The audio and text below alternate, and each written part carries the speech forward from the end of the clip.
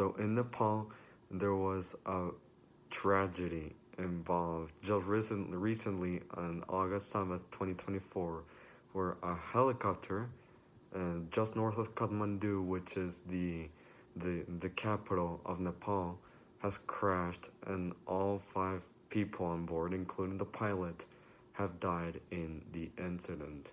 And so here we're just gonna talk about it here very quickly because this is a tragedy, and we're also gonna delve a little bit into what actually happened based on what we have currently, because it definitely wasn't the first helicopter incident occurred in Nepal. There were several others, but we're gonna talk about that later. And in order to get the basics, the chopper, basically immediately 3 minutes after takeoff, as the articles say, 3 minutes after takeoff, it suddenly went down, and it crashed in Nuwakat district. It's not that far from Kathmandu. It's actually just a few. It's actually very near from that area, and yes, it tragically crashed, and four of the passengers were Chinese. So what you have to know is that the bodies have been recovered, which is something really, at least something about that is positive. But again, they have died, so I'm deeply sorry about it. The helicopter had taken off from Kathmandu International Airport at 1:54 p.m.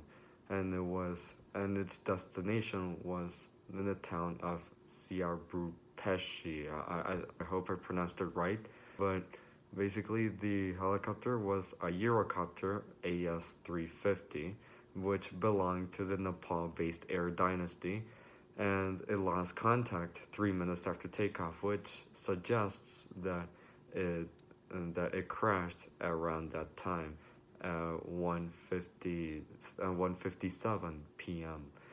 And yes, that is just according to a statement from the Civil Aviation Authority of Nepal.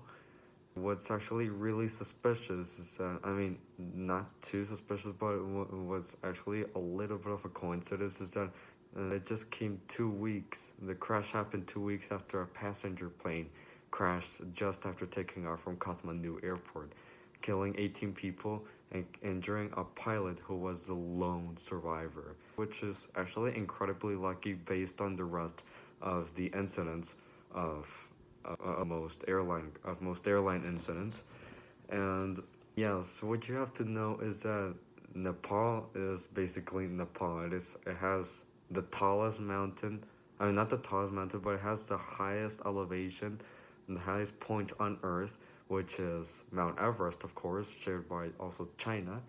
And yes, it is very known for having one of the roughest terrain possible, as well as lots of strong earthquakes, which makes aviation feel a little bit restricted over there. However, it doesn't stop the authorities building an airport situated near the highest point on Earth, which is Lukla.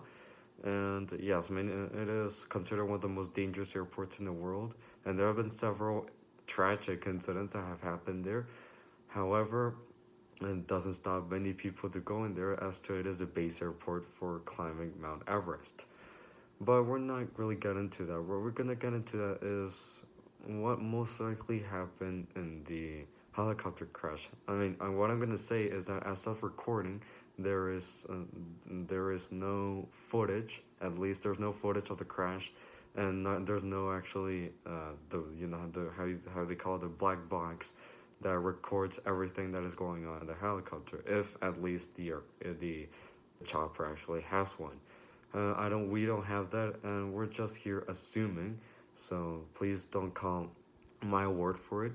But basically, what most likely has happened in the crash is there's a certain type of turbulence. However, it's not really turbulence because it's mostly the wind that is involved, and that is wind coming up or down from the mountains. And yes, you know that Nepal is a very mountainous area. It has the Himalayas, of course, and the wind flows up or down from the mountains. And most of the time, it is pretty strong because the higher you go, the stronger the winds tend to make. I mean, if you actually flown in Flight Simulator, at least, or if you're an airline pilot, you go at 35,000 feet and the wind blows 100 knots, which in kilometers per hour, miles per hour, it could be like 200 miles per hour. I mean, I don't know. You can do the calculations, but it is definitely a lot. It is considered around to be hurricane level, which is obviously dangerous.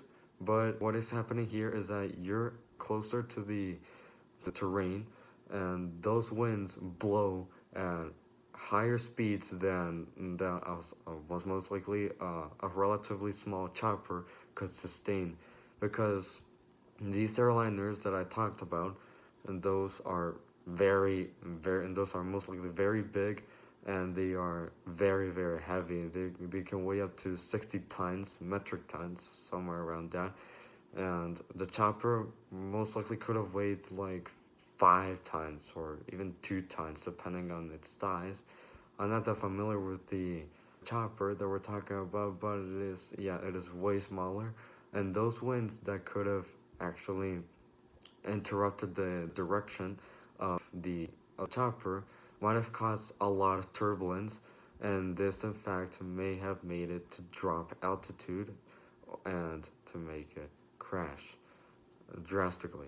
But of course, I'm telling you that there is not so much information about it, so don't take my word for it. And what could have also happened is that there could have been a pilot maneuver that wasn't correct, that wasn't safe, or an engineering problem, or it could have also been the chopper actually just not avoiding terrain.